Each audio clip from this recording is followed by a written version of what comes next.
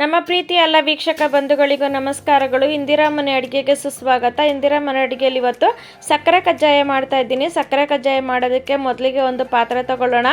ಪಾತ್ರೆಗೆ ನಾನು ಒಂದು ಫೈನ್ ಅಕ್ಕಿ ತಗೊಂಡಿದ್ದೀನಿ. ಇದಕ್ಕೆ ಸೊಸೈಟಿ ಅಕ್ಕಿ ಎಲ್ಲ ಫೈನ್ ಅಕ್ಕಿ ತಗೊಂಡಿದ್ದೀನಿ. ಇದಕ್ಕೆ ಒಂದು ಮೂರುವರೆ ಗ್ಲಾಸು ಅಕ್ಕಿ ತಗೊಂಡಿದ್ದೀನಿ. ಚೆನ್ನಾಗಿ ತೊಳೆದು ಅದನ್ನು ನೆನೆಸ್ಕೊಳ್ಳೋಣ.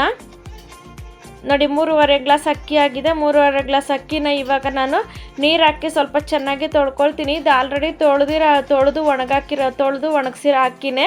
ಮತ್ತು ಇದನ್ನು ತೊಳೆದು ಹಾಕ್ಕೊಳ್ತಾ ಇದ್ದೀನಿ. ಮತ್ತು ಇವಾಗ ನೋಡಿ, ತೊಳೆದ್ಬಿಟ್ಟು ಇದನ್ನು ಒಂದು ದಿನ ಪೂರ್ತಿ ನೆನೆಸ್ಬೇಕಾಗುತ್ತೆ. ಒಂದು 24 ಗಂಟೆಗಳ ಕಾಲ ನೆನೆಸ್ಬೇಕಾಗುತ್ತೆ. ಇನ್ನೂ ಸ್ವಲ್ಪ ಜಾಸ್ತಿ ನೆನೆಸಿದ್ರೂ ಪರವಾಗಿಲ್ಲ. ಇವಾಗ ಅದನ್ನು ಒಂದು ಜಾಲರ ಬೇಷನ್ಗೆ ನಾವು ಸೋರು ಹಾಕೊಂಡ್ಬಿಡೋಣ. ಇದು ಒಣಗಾಕೋದಿಲ್ಲ. ಇದು 1-2 ಗಂಟೆಗಳ ಕಾಲ ಸೋರು ಹಾಕ್ಬಿಟ್ರೆ ನೀರೆಲ್ಲ ಚೆನ್ನಾಗಿ ಸೋರ್ಕೊಂಡ್ಬಿಡುತ್ತೆ. ಅಕ್ಕಿ ತ್ಯಾವ ಇರುತ್ತೆ. ಮತ್ತು ನೋಡಿ, ತ್ಯಾವ ಇರೋ ಅಕ್ಕಿನೇ ನಾನು ಇವಾಗ ಮಿಕ್ಸಿ ಜಾರ್ಗೆ ಹಾಕ್ಕೊಂಡು ಸ್ವಲ್ಪ ಹಾಕ್ಕೋಬೇಕು. ಜಾಸ್ತಿ ಹಾಕ್ಕೋಬೇಡಿ, ಮಿಕ್ಸಿ ಬ್ಲ್ಯಾಕ್ ಆಗಿಬಿಡುತ್ತೆ. ನೋಡಿ, ಹಾಕ್ಕೊಂಡು ಸ್ವಲ್ಪನೇ ಜಲಡಿ ಇಟ್ಕೊಳ್ಳೋಣ. ಜಲಡಿಗೆ ಹಾಕ್ಕೊಂಡು ಜಲಡಿ ಹಿಡ್ಕೋಬೇಕಾಗುತ್ತೆ.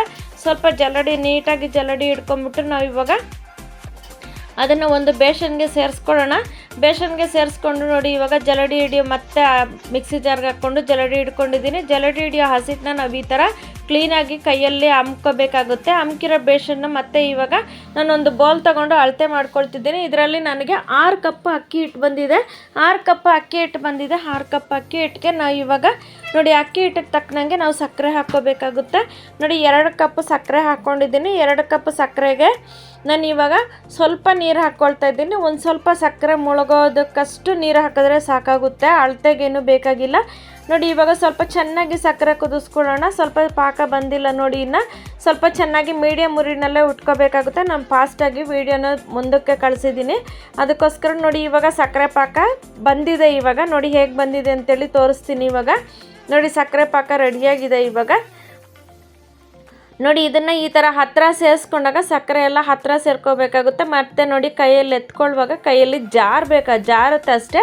ಜಾರಿದ್ರೆ ಸಾಕು. ಮತ್ತು ಗಟ್ಟಿ ಆಗಿಬಿಟ್ರೆ ನಮಗೆ ಪಾಕ ಸರಿಯಾಗಿ ಬರೋದಿಲ್ಲ, ಗಟ್ಟಿ ಆಗಿಬಿಡುತ್ತೆ ಕಜ್ಜಾಯ. ನೋಡಿ, ಈ ಥರ ಕೈಯಲ್ಲಿ ಜಾರಬೇಕದನ್ನು. ನೋಡಿ, ಈ ಥರ ಜಾರಿ ಬಿದ್ದರೆ ನಮಗೆ ಪಾಕ ಕರೆಕ್ಟಾಗಿದೆ ಅಂಥೇಳಿ. ಇವಾಗ ನಾವು ಅದಕ್ಕೆ ಸ್ವಲ್ಪ ತಿರುಗಿಸ್ಕೊಂಬಿಡೋಣ. ಇವಾಗ ಸ್ಟವ್ನ ಲೋ ಫ್ಲೇಮಲ್ಲಿ ಇಟ್ಕೊಂಬಿಡೋಣ.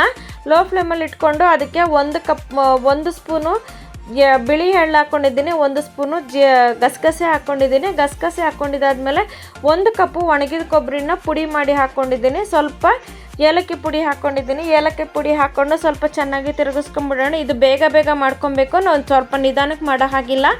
ಇವಾಗ ಹಸಿಟ್ಟು ಹಾಕ್ಕೊಂಡು ಸ್ವಲ್ಪನೇ ಹಸಿಟ್ಟು ಹಾಕ್ಕೊಂಡು ಚೆನ್ನಾಗಿ ತಿರುಗಿಸ್ಕೊಂಬಿಡೋಣ.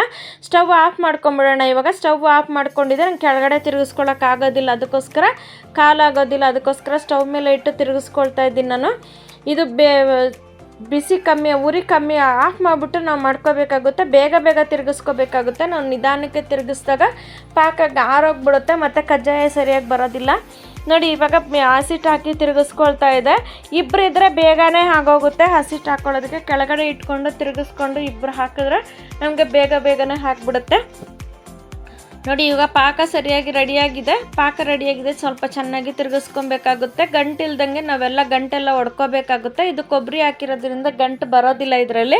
ನೋಡಿ, ಇವಾಗ ಚೆನ್ನಾಗಿ ತಿರುಗಿಸ್ಕೊಂಡು ಪಾಕ ಯಾವ ಥರ ಇದೆ ನೋಡಿ, ಈ ಥರ ನಮಗೆ ರೌಂಡಾಗಿ ಚೆನ್ನಾಗಿ ಬಂತಂದ್ರೆ ಪಾಕ ರೆಡಿಯಾಗಿರೋದು ಇದರಲ್ಲೇ ಗೊತ್ತಾಗ್ಬಿಡುತ್ತೆ. ನೋಡಿ, ಈ ಥರ ತಿರುಗಿಸುವಾಗ ನಮಗೆ ಗೆರೆ ಥರ ಬಂತು ಅಂದರೆ ನಮಗೆ ಪಾಕ ರೆಡಿಯಾಗಿರುತ್ತೆ ಅಂತ, ಚೆನ್ನಾಗಿ ಬಂದಿರುತ್ತೆ ಅಂಥೇಳಿ. ನೋಡಿ, ಪಾಕ ಹೇಗೆ ಬಂದಿದೆ ಅಂತೇಳಿ ನಾನು ಇವಾಗ ತೋರಿಸ್ತೀನಿ. ನೋಡಿ, ಕಡ್ಡಿ ಮೇಲೆ ಕೆತ್ಬಿಟ್ಟು ನಾನು ತೋರಿಸ್ತೀನಿ. ನೀವು ಸ್ಪೂನ್ ಸಹಾಯದಲ್ಲಾದರೂ ಮಾಡ್ಕೋಬೋದು. ನಾನು ಯಾವಾಗಲೂ ಹಿಟ್ಟಿನ ಕೋಲಲ್ಲೇ ಮಾಡೋದು. ನೋಡಿ, ಈ ಥರ ಪಾಕ ನಿಧಾನಕ್ಕೆ ಬೀಳ್ತಿದೆ. ಸ್ವಲ್ಪ ತೆಳ್ಳಗೆ ಇರಬೇಕು ಪಾಕ, ಗಟ್ಟಿ ಮಾಡ್ಕೋಬಾರ್ದು. ಇದಕ್ಕೆ ನಾನು ಸ್ವಲ್ಪ ಪಾಕದ ಮೇಲೆ ಒಂದು ಅರ್ಧ ಇಂಚಿನಷ್ಟು ಎಣ್ಣೆ ಹಾಕ್ಕೊಳ್ತೀನಿ. ಎಣ್ಣೆ ಹಾಕ್ಕೊಂಡ್ರೆ ನಮಗೆ ಎಷ್ಟು ದಿನ ಇಟ್ಟರೂ ಪಾಕ ಗಟ್ಟಿ ಆಗೋದಿಲ್ಲ. ನಮಗೆ ಪಾಕ ಹೇಗಿರುತ್ತೋ ಹಾಗೆ ಇರುತ್ತೆ. ಮತ್ತು ನಮಗೆ ಎಣ್ಣೆನಷ್ಟು ಹೀರ್ಕೊಳ್ಳೋದಿಲ್ಲ. ಎಣ್ಣೆ ಎಲ್ಲ ಮತ್ತೆ ವಾಪಸ್ ಬಂದುಬಿಡುತ್ತೆ. ಇವಾಗ ನೋಡಿ, ನಮಗೆ ಎಷ್ಟು ದೊಡ್ಡದಾಗಿ ಬೇಕೋ ಅಷ್ಟು ದೊಡ್ಡದಾಗಿ ತೊಗೊಂಡು ನಿಮ್ಮ ಕಜ್ಜಾಯನ ಪಾಕ ಮಾರನೇ ದಿನ ಮಾಡ್ತಿದ್ದೆ, ಒಂದೇ ದಿನ ಇಲ್ಲ. ಪಾಕ ತೆಗೆದು ಮಾರನೇ ದಿನ ಕಜ್ಜಾಯ ಮಾಡ್ತಿದ್ದೀನಿ. ಇವಾಗ ನೋಡಿ, ಎಣ್ಣೆಗೆ ಹಾಕ್ಕೊಳ್ಳೋಣ. ಎಣ್ಣೆ ಮೀಡಿಯಮ್ ಉರಿನಲ್ಲಿ ಕಾದಿರಬೇಕು, ತುಂಬ ಕಾದಿರಬಾರ್ದು. ಹಾಕಿದ್ಮೇಲೆ ನಿಧಾನಕ್ಕೆ ಮೇಲಕ್ಕೆ ಎದ್ದೇಳಬೇಕು. ನಾನು ಸ್ವಲ್ಪ ಕಜ್ಜಾಯ ಮಾಡಿದ್ದೆ, ಅದಕ್ಕೋಸ್ಕರ ಎಳ್ಳೆಲ್ಲ ಮೇಲೆ ಇದೆ, ಎಳ್ಳೆಲ್ಲ ಹಾಕ್ಬಿಟ್ಟು ಮಾಡಿದ್ದೆ. ಅದು ವಿಡಿಯೋ ಸರಿಯಾಗಿ ಬಂದಿಲ್ಲ ಅಂತ ಹೇಳ್ಬಿಟ್ಟು ಇದನ್ನು ತೋರಿಸ್ತಿದ್ದೀನಿ ನೋಡಿ. ಇವಾಗ ಕಜ್ಜಾಯ ಎಷ್ಟು ಬೆಂದರೆ ಸಾಕು, ಸ್ವಲ್ಪ ಬೆಳ್ಳಗೆ ಇರಬೇಕಾಗುತ್ತೆ. ಮೀಡಿಯಮ್ ಊರಿನಲ್ಲಿ ಇಟ್ಟಾಗ ನಮಗೆ ಕರೆಕ್ಟಾಗಿ ಕಜ್ಜಾಯ ಬರುತ್ತೆ. ಕಜ್ಜಾಯ ಉಬ್ಬಿ ಬಂದರೆ ನಮಗೆ ಚೆನ್ನಾಗಿ ಬೆಂದಿರುತ್ತೆ ಅಂತ ನೋಡಿ. ಇಷ್ಟಾದರೆ ಸಾಕು. ನಾವು ಇದನ್ನು ತಗೊಂಡು 2 ಸ್ಪೂನಿನ ಸಹಾಯದಿಂದ ಪ್ರೆಸ್ ಮಾಡಿ ಹಾಕೋಬೋದು. ಮತ್ತು ನೋಡಿ ಇನ್ನೊಂದನ್ನು ಹಾಕ್ತಿದ್ದೀನಿ, ಯಾವ ಥರ ನಿಧಾನಕ್ಕೆ ಮೇಲೆ ಬರ್ತಿದೆ ಅಂತೇಳಿ. ಕಜ್ಜಾಯ ಈ ಥರ ಮೇಲೆ ಬರಬೇಕು ನೋಡಿ. ನೀವು ಮನೇಲಿ ಮಾಡಿ ನೋಡಿ. ದೀಪಾವಳಿ ಹಬ್ಬಕ್ಕೆ ಇವಾಗ ಕಿರುದೀಪಾವಳಿ ಬರುತ್ತೆ, ದೀಪಾವಳಿಗೆ ಮಾಡೋರು ಮಾಡ್ಬೋದು. ಮತ್ತು ಸಂಕ್ರಾಂತಿ ಹಬ್ಬ ಬರುತ್ತೆ, ಕ್ರಿಸ್ಮಸ್ ಹಬ್ಬ ಬರುತ್ತೆ. ಕ್ರಿಸ್ಮಸ್ ಹಬ್ಬಕ್ಕೆ ಕಂಪಲ್ಸರಿ ಕಜ್ಜಾಯ ಮಾಡ್ತಾರೆ. ಇದೊಂದು ಸ್ಪೆಷಲ್ಲಾಗಿ ಸಕ್ಕರೆ ಕಜ್ಜಾಯ ಮಾಡಿ ನೋಡಿ. ಇವಾಗ ಕಜ್ಜಾಯ ರೆಡಿಯಾಗಿದೆ. ನೀವು ಮನೇಲಿ ಮಾಡಿ ನೋಡಿ ಹೇಗೆ ಅನ್ನಿಸ್ತು ಅಂತ ನಮಗೆ ಕಮೆಂಟ್ ಬಾಕ್ಸಲ್ಲಿ ತಿಳಿಸಿ. ನಮ್ಮ ವಿಡಿಯೋನ ಫಸ್ಟ್ ಟೈಮ್ ಯಾರಾದರೂ ನೋಡ್ತಿದ್ರೆ ಸಬ್ಸ್ಕ್ರೈಬ್ ಮಾಡಿ, ಬೆಲ್ ಬಟನ್ ಒತ್ತಿ, ನಮಗೆ ಕಮೆಂಟ್ ಮಾಡಿ, ದಯವಿಟ್ಟು ಲೈಕ್ಸ್ ಮಾಡಿ.